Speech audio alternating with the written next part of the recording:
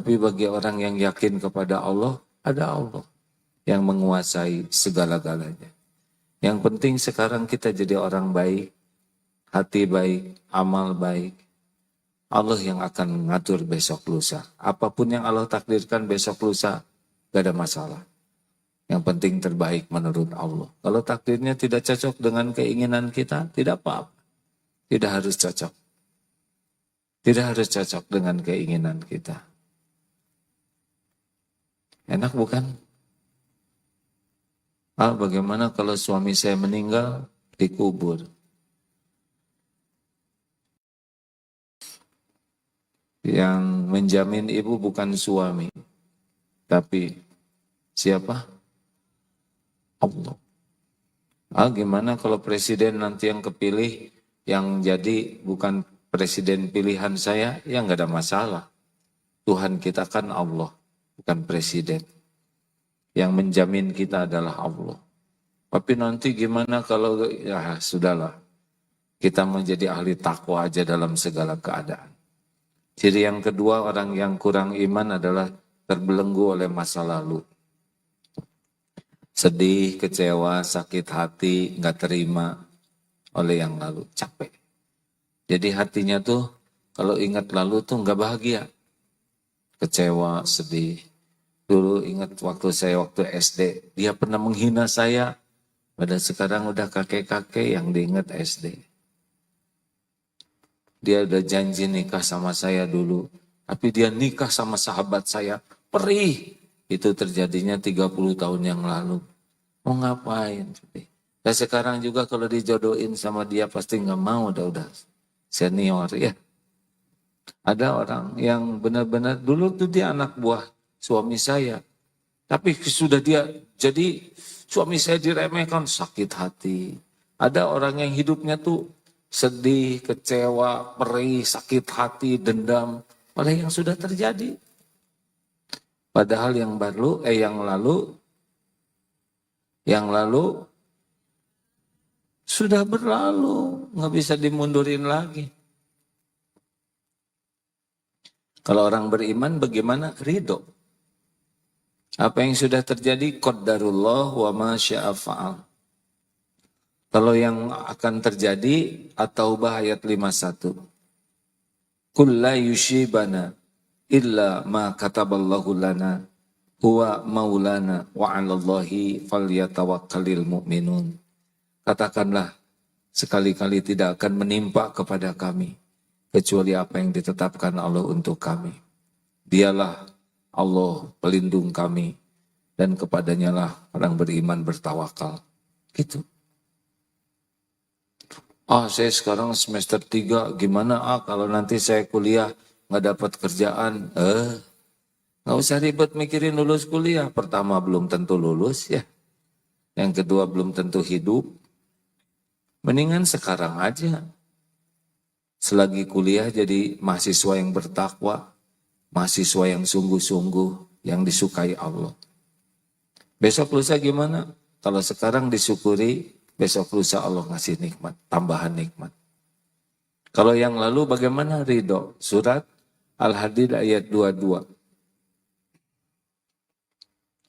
Ma asaba min musibatin fil ard illa fi ma asaba min musibatin fil ard wala fi anfusikum. Tidak ada satupun musibah yang menimpa di bumi ini maupun pada dirimu illa fi kitabim min qabli an nabra'aha, kecuali sudah tertulis di Lauh Mahfuz sebelum kami mewujudkannya. Memang udah begitu tertulisnya. Bakal diputusin, bakal ketipu ya. Inna dzalika 'ala Allah yasir, dan yang demikian itu mudah bagi Allah.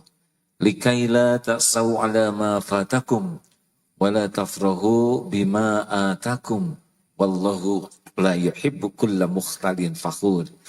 Agar kalian tidak terlalu berduka cita dengan apa yang luput. Jadi kejadian yang nggak cocok tuh ya udah memang itu garisnya. Dan jangan terlalu bergembira dengan apa yang Allah berikan. Oh anaknya jadi hafiz, ya sudah bersyukur. Bukan jadi sombong ya. Wallahu, dan Allah la yuhibbu kulla mukhtalin fakhur, dan Allah tidak menyukai orang yang sombong lagi membangga-banggakan diri. Surat apa?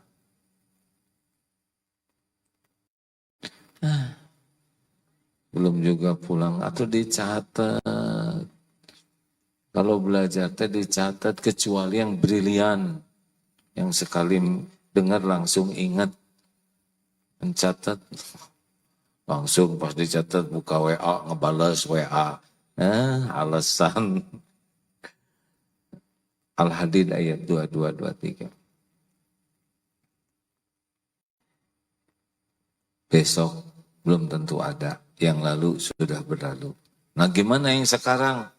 Kalau orang kurang iman yang sekarang ke depan cemas, ke belakang sedih, sekarang capek gitu. Nih capek hirup teh gitu. Disangka teh nikah teh bekal bahagia, capek. Disangka punya anak bekal bahagia, capek. Dapat kerjaan sangka bekal bahagia, capek. Ada yang hidupnya tuh capek aja. Kenapa capek? Karena kurang ikhlas ngejalaninnya. Orang yang paling ringan, paling adem dalam hidup ini orang yang paling ikhlas. Orang yang paling ikhlas tuh gak ngarep apa-apa dari siapapun selain ngarep-ngarep Allah ridho. Ini kan wajahnya, yang pertama ini wajah banyak masalah ya, jelas. Yang kedua wajah ini kelihatan sekali wajah bakal meninggal nih. Iya kan? Hidup di dunia bahagia kalau punya amal soleh. Meninggal husnul khotimah kalau sedang beramal soleh. Di kubur kita punya bekal. Apa yang dibekal ke kubur? Amal soleh. Di akhirat masuk surga dengan salah. Kita ke surga dengan rahmat Allah. Rahmat Allah diberikan kepada orang yang suka beramal soleh. Jadi kita kalau ngandelin amal tidak bisa masuk surga. Kita masuk surga dengan rahmat Allah, dan Allah memberikan rahmatnya kepada yang beramal soleh. Nah begitulah hadirin rumus dasarnya. Jadi fokus aja. Jadi kalau kurang bahagia artinya apa? Kalau kurang bahagia artinya apa? Kurang iman dan kurang amal soleh. Bukan kurang uang. Kalau kurang uang udah jelas ya. Tapi seperti di Palestina saja sangat berat. Tapi dengan iman bisa dijalani. Nah, yang kita bahas kali ini seperti yang dijanjikan di judul. Oh, nggak ada judulnya. Yang ngirit ini. Jadi sekali bikin bisa setiap waktu dipakai. Al-Muhsin, Allah yang maha berbuat baik, dan Allah sangat mencintai orang yang berbuat baik. Sebetulnya di dalam Al-Quran ada 5 kali disebut Innallaha yuhibbul muhsinin. 5 kali, ini terbanyak. Innallaha yuhibbul muttaqin ada yuhibbul mutawakkilin, ada yuhibbut tawwabin wa yuhibbul mutatohirin, ada beberapa. Tapi yang kita bahas kali ini yang terbanyak, yaitu Allah sangat mencintai orang yang muhsinin, orang yang ihsan. Yang paling penting kita coba bahas ya. Jadi kalau bahagia tuh di sini Bu, ada Islam, ada iman, ada ihsan. Ini orang paling bahagia tuh yang ihsan. Disebut namanya muhsin. Kalau Islam muslim, kalau beriman mukmin, kalau ihsan muhsin. Kalau Islam apa? Syahadat, sholat, saum, zakat, haji kalau mampu. Kalau iman apa? Iman kepada Allah. Iman kepada para malaikat. Terus kepada kitab Allah. para rasul, iman kepada hari akhir, dan iman kepada qada dan qadar. Kalau ihsan apa? Ini yang paling top nih. Ihsan itu anta'budallah ka'annaka tarahu. Fa illam takun tarahu fa innahu wa illam takun tarahu fa innahu yara. Orang yang beribadah kepada Allah seakan dia melihat Allah. Dan sekira dia tidak melihat Allah, maka ketahuilah bahwa Allah melihatmu. Jadi orang yang ihsan itu adalah orang yang selalu merasa disaksikan Allah, ditatap Allah. Sudah bisa kebayang tidak bagaimana orang yang ihsan ini menikmati hidupnya? Orang yang ihsan ini sudah tidak ribet dengan penilaian makhluk, tidak ribet dengan apa kata makhluk, karena sibuknya hanya dengan Allah, walaupun dia jasadnya di dunia ini sibuk dengan makhluk. Karena sibuk bahwa Allah maha melihatnya. Contoh Al-Hadid ayat 4. Benar ya? Wa huwa ma'akum aynama kuntum wallahu bima ta'maluna basyir. Dan dia Allah bersamamu dimanapun kau berada, dan Allah maha melihat apapun yang kau kerjakan. Jadi orang yang bekal paling bahagia itu adalah orang yang hatinya selalu merasa dilihat Allah. Dimanapun, kapanpun. Jadi kalau dia berbuat sesuatu, dia puas saja. Allah sudah melihat dirinya. Orang mau tahu, mau tidak tahu, itu mah bukan urusan saya. Orang mau lihat atau tidak lihat, itu mah bukan urusan saya. Dan saya mah puas Allah melihat. Orang berterima kasih atau tidak, enggak ada pusing. Karena dia sudah puas. Ini Allah sedang melihat saya. Dan Allah melihat apapun yang dilakukan. Akibatnya dia sudah jadi orang ikhlas. Halo? Jadi orang yang paling nikmat, ringan hidup tuh. Bahagia, adem, ayem, nyaman. Itu orang ikhlas. Orang yang ihsan. Enggak ribet sama sekali. Tidak ribet dengan penilaian orang, tidak ribet dengan omongan orang, tidak ribet dengan perilaku orang ke kita, menghargai atau tidak. Enggak ada urusan. Urusan beliau cuma satu aja. Apapun yang dilakukannya, Allah ridho. Selesai itu. Itu paling enak. Kan aja ya, ibu-ibu teh kan nikah teh rencananya bahagia ya. Dulu waktu mau nikah teh ya, disangkanya dengan nikah bahagia. Padahal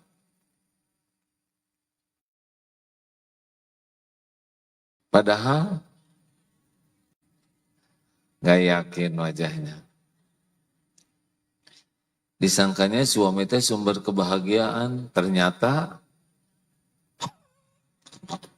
sumber masalah katanya.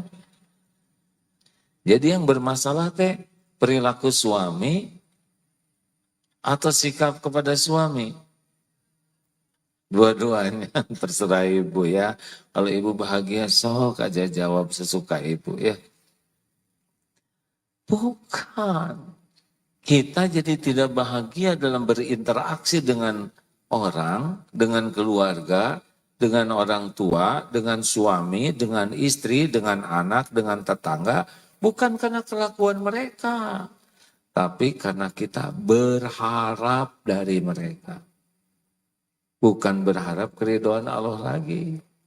Ingin dipuji, ingin dihargai, ingin dihormati, ingin dicintai, ingin diberi. Itu yang bikin tidak bahagia tuh. Jelas tidak nih hadirin? Kita berharap kepada makhluk. Sedang makhluk itu tidak bisa memberi manfaat tanpa izin Allah. Tidak bisa membawa mudarat tanpa izin Allah. Makhluk itu semuanya milik Allah. diciptakan oleh Allah, digenggam oleh Allah, dibulak-balik hatinya oleh Allah. Nah, kita sekarang berharap kepada makhluk yang tidak ada daya, tidak ada kekuatan kecuali dengan izin Allah. Nah, orang ihsan ngarap-ngarapnya ke Allah. Jadi betapa menderitanya. Kita berharap kepada yang buat ngebahagiain dirinya aja nggak bahagia. Gini Bu, ya saya kasih tahu sedikit rahasia Bu. Salah satu biang penderitaan para istri atau wanita itu adalah berharap dibahagiakan oleh suami. Padahal, maaf ya Pak ya, maaf ya Pak ya, saya minta jenis-jenis ini kami juga lah saya itu boro-boro ngebahagiakan istrinya. Kami juga susah bahagia. Ya bayangin minta dibahagiakan kepada yang dia ngebahagiaannya juga susah. Ini wajah-wajah yang tidak bisa diharapkan. Maaf ya Pak ya. Ngaku benar tidak? Iya. Iya Bu, ibu teh menderita tuh berharapnya dari suami. Kalau makin berharap dari makhluk ya udah. Pasti susah. Karena makhluk itu buat nyelamatin dirinya sendiri aja belum tentu bisa tanpa izin Allah.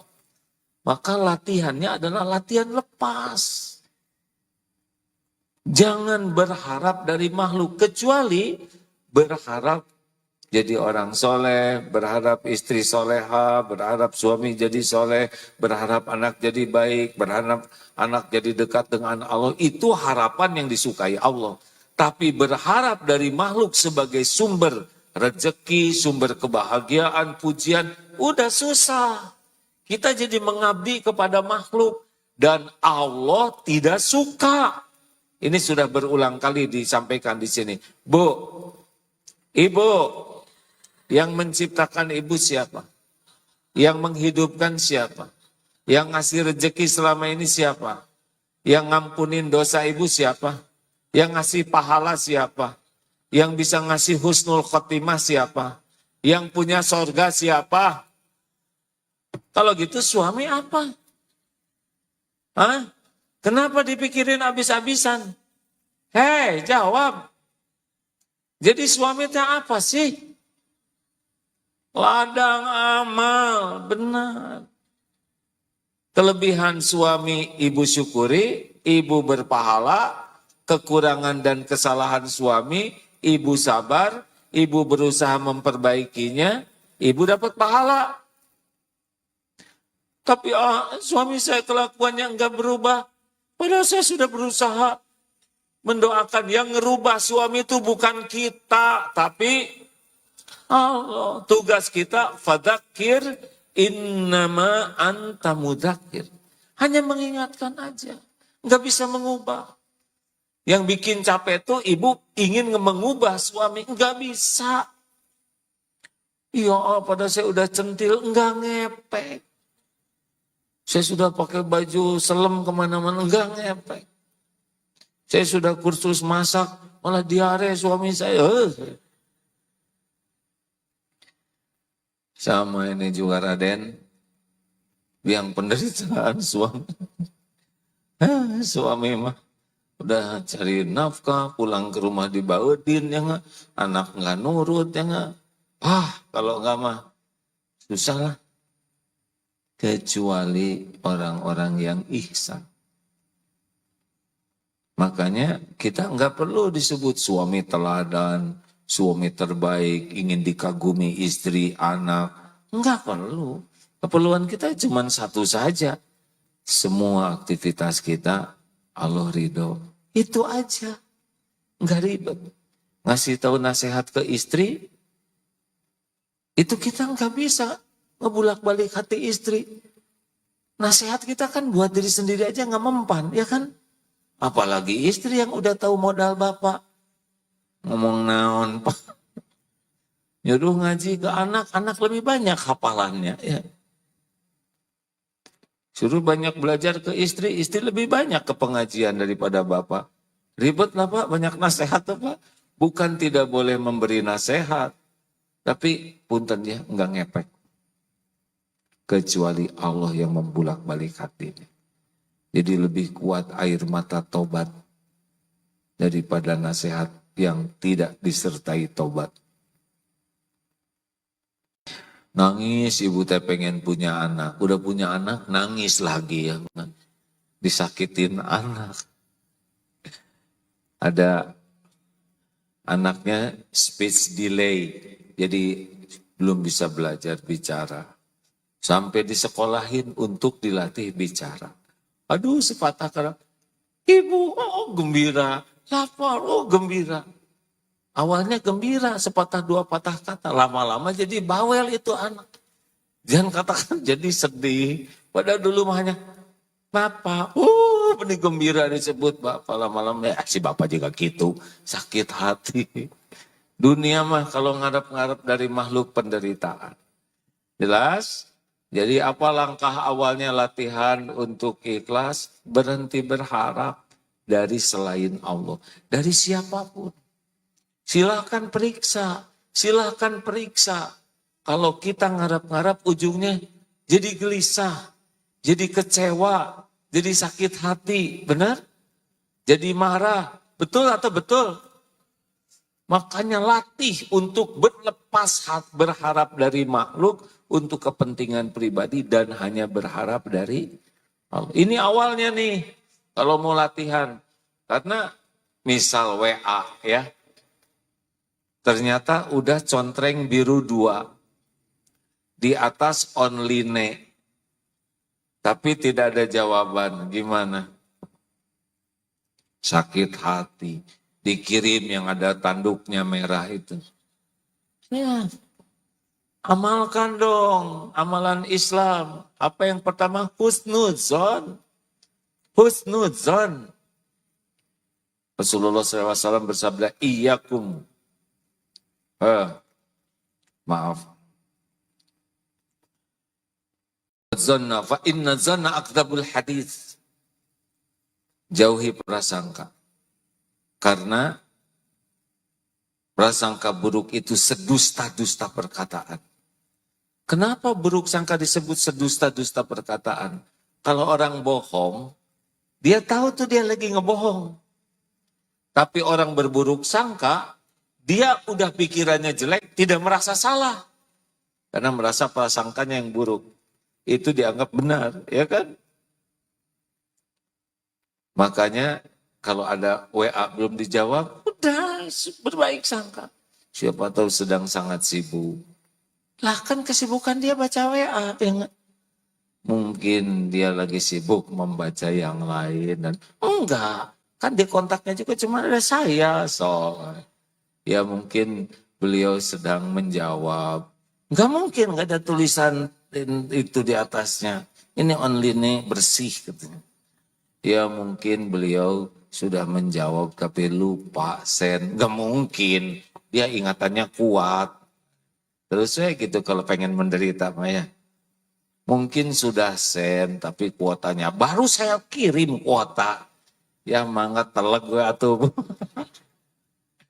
Justru kita tuh tugasnya cari 1001 alasan berbaik sangka kepada orang beriman. Nanti tenang, pasti tenang. Baiklah kita coba sekarang sesudah pertamanya kita berusaha tidak berharap dari makhluk. Bahkan untuk ucapan terima kasih juga tidak usah. Kita lakukan, dia nggak berterima kasih, ya nggak apa-apa. Kenapa harus nunggu orang terima kasih? Kita harus berterima kasih. Tapi kita berbuat, nggak perlu nunggu orang terima kasih. Dia udah saya kasih, diam. Itu ujian dari Allah. Ujian keikhlasan. Gak apa-apa, gak apa-apa. Ya Allah, dia tidak berterima kasih. Mungkin dia berterima kasih tapi nggak kedengaran oleh saya. Itulah, hibur aja diri. Dia sudah saya tolong. Tapi malah ngeremehkan pertolongan saya. Saya udah kasih uang. Dia ngomong begini, cuman segini. Padahal saya susah nyarinya. Amit-amit. Tenang. Kalau kita nyari keriduan Allah, udah nggak apa-apa. Cuma segini Kak. Udah tenang aja. Yang penting diterima oleh Allah.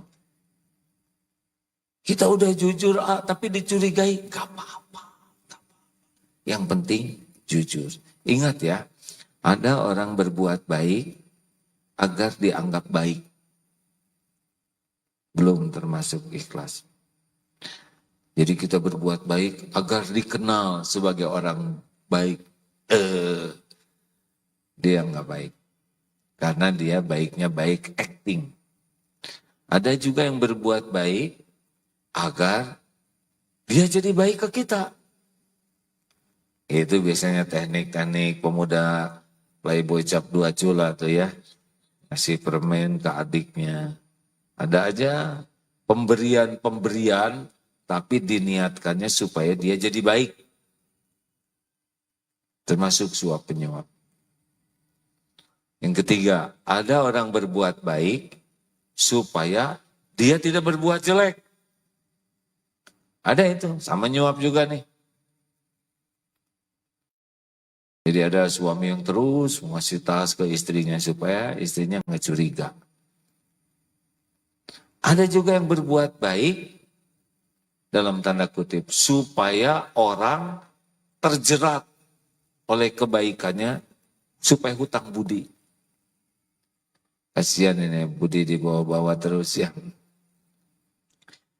Dengan dari seorang cukong, dia cukong tobat.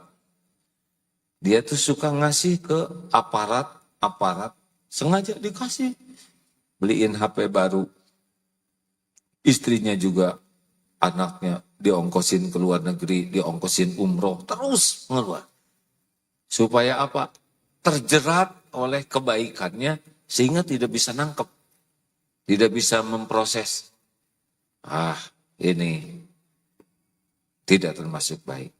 Yang baik itu bagaimana? Ya sudah, berbuat baik, surat Al-Baqarah 195. Wa ahsinu innallaha yuhibbul muhsinin. Dan berbuatlah ihsan yang baik, yang terbaik. Karena sesungguhnya Allah mencintai orang yang berbuat kebaikan. Selesai, inilah amalan kita. Siap nih? Halo? Beneran ini sekarang. Dan berbuat terbaiknya itu bukan yang baik biasa-biasa. Tapi yang terbaik. Nih contoh. Jamaah sekalian. Ya. Bandingkan dengan jempol. Enak mana? Enak telunjuk, enak jempol? Walaupun belum pernah ada yang ngemut jempol ini. Tapi katanya enak. Bandingkan dengan tangan terbuka. Mana yang lebih enak? Kenapa ada rasanya? Kenapa ada rasanya? Nah, orang yang ihsan, dia akan melakukan itu yang terbaik dari apa yang dia miliki. Kenapa ini enggak enak, Bu? Karena ini enggak enak itu, yang nunjuk itu, biasanya keluar telunjuk ini kepada orang yang dianggap lebih rendah. Jarang ke atasan Pak Gubernur, ya, Bapak harus tanda tangan ini segera ya, enggak berani dia. Atau kopral ke jenderal, komandan, sing rapi. Enggak ada. Benar? Hadita, kamu ngepel. Biasanya telunjuk ini ditunjukkan kepada orang yang dianggap lebih rendah. Itulah sebabnya kalau kita ditunjuk nggak enak. Karena kita sedang direndahkan. Kenapa ini lebih enak? Karena ini biasanya penghormatan. Kalau di Jawa, di Sunda ya nggak, silahkan ke sana. Bapak nanti sebelah situ. Enak. Kenapa ini lebih enak? Karena Rasulullah SAW seperti itu.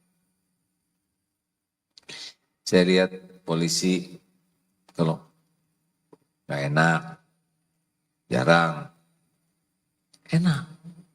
Nah, orang yang ihsan itu kalau nunjuk juga lakukan yang terbaik. Ada orang berbuat baik, kita baik kepada orang yang berbuat baik. Sudah ihsan belum? ada berbuat baik kepada orang yang baik ke kita.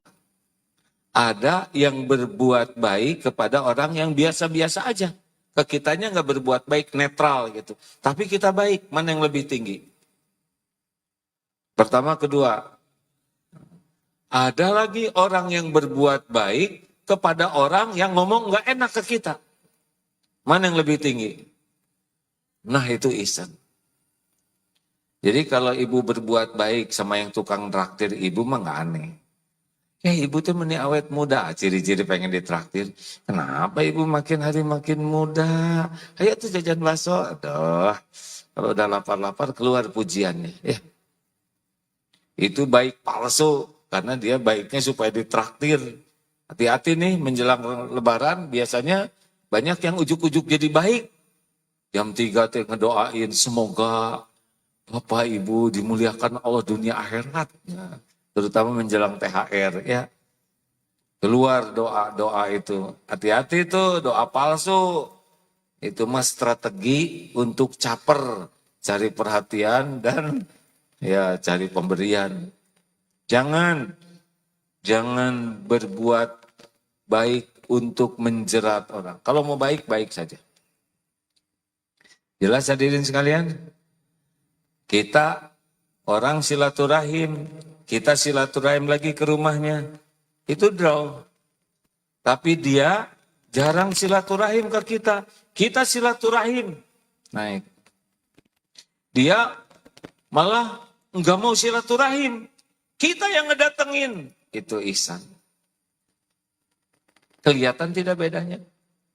Kelihatan, Bu. Nah inilah yang kita cari karena bahagia itu di sini.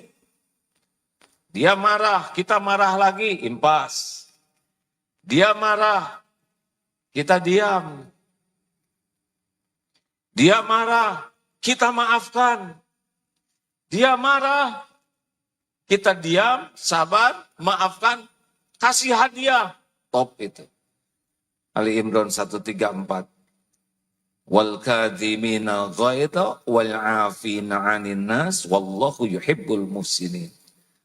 Tuh begitu Pak. Kalau mau bahagia, ini tempat bahagia yang asli itu. Bukan marah-marah. Dia pelit, udah kita juga pelit. Draw dong, ya.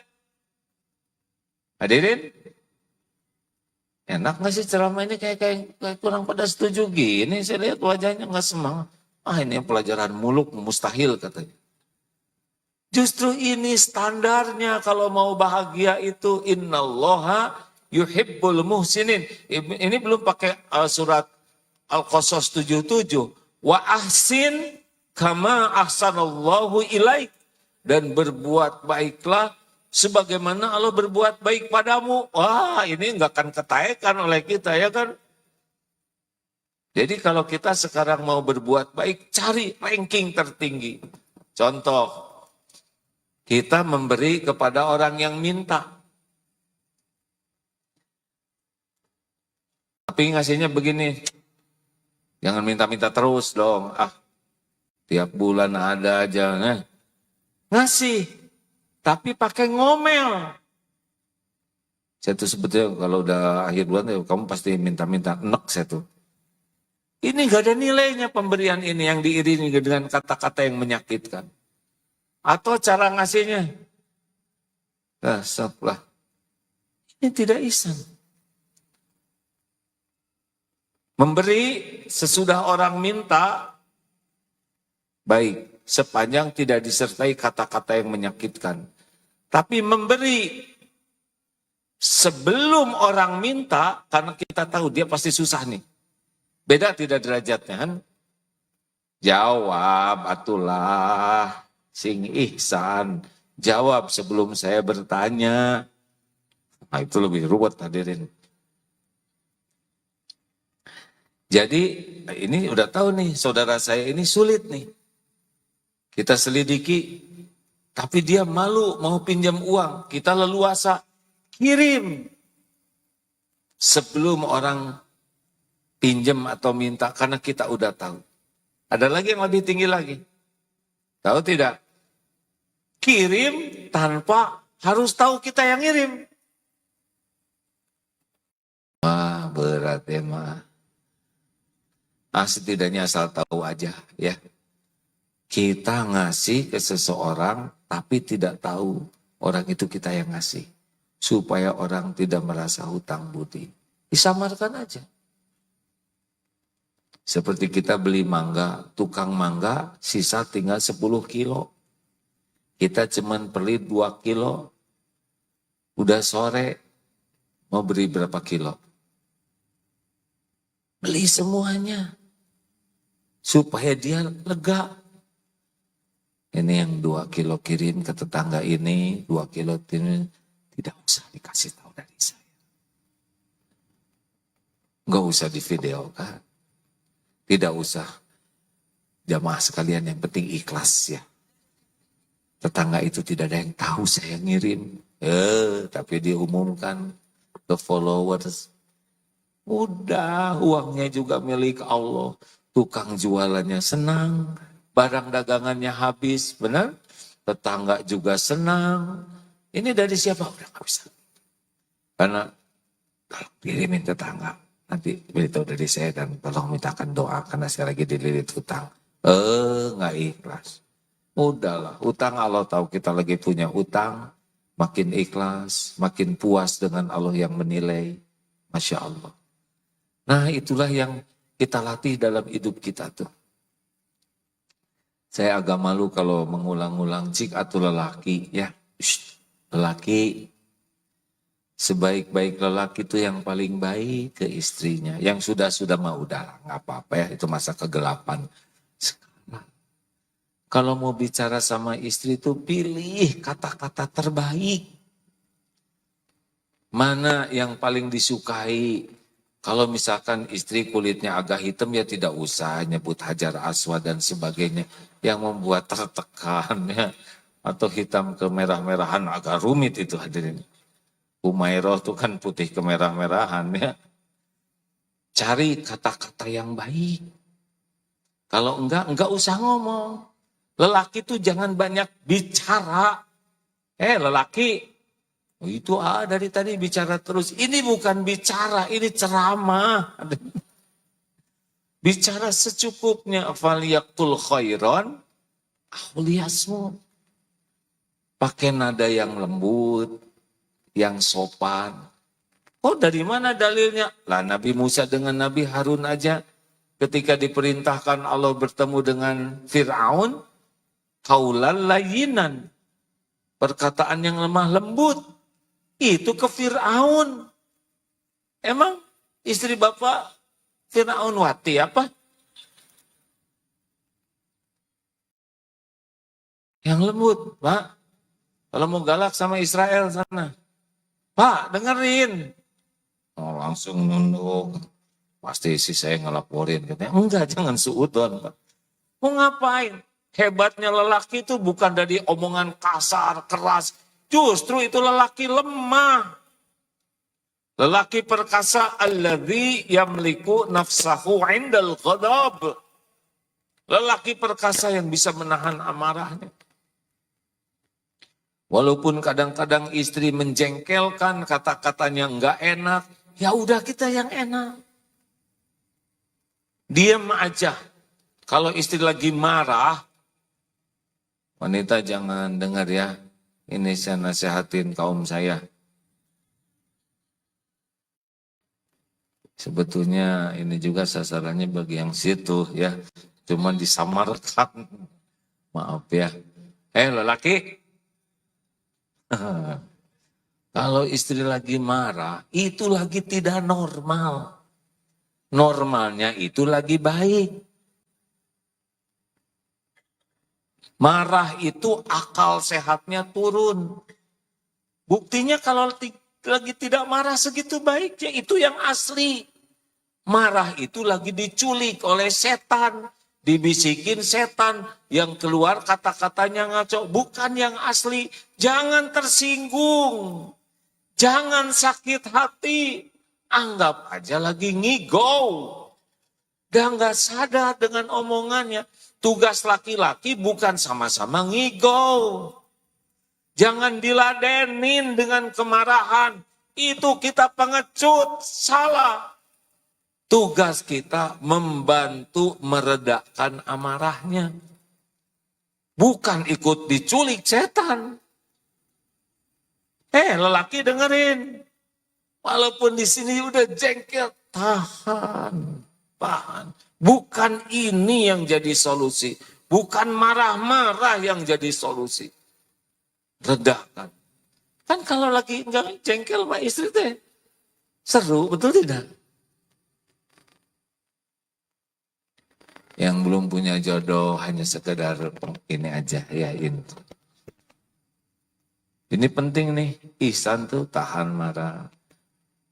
Justru itu saya dia jawab dong Pak. Biasa kan serba salah ya. Dijawab selalu aja Papa punya jawaban, selalu aja punya jawaban. Giliran diam, jawab. Jangan diam aja, memang begitulah kalau sedang, saya tidak mengatakan error ya, tapi sedang ya, ngigau ya. Jangan dimasukin ke hati. Jadi lihat istri marah tuh jatuhnya kasihan. Bukan jengkel. Kasihan. Istri lagi ngedrop akal sehatnya, lagi ditipu oleh setan. Masa kita puas istri jadi diperbudak setanan? Caranya lepaskan dari jebakan setan dengan meredakan amarahnya.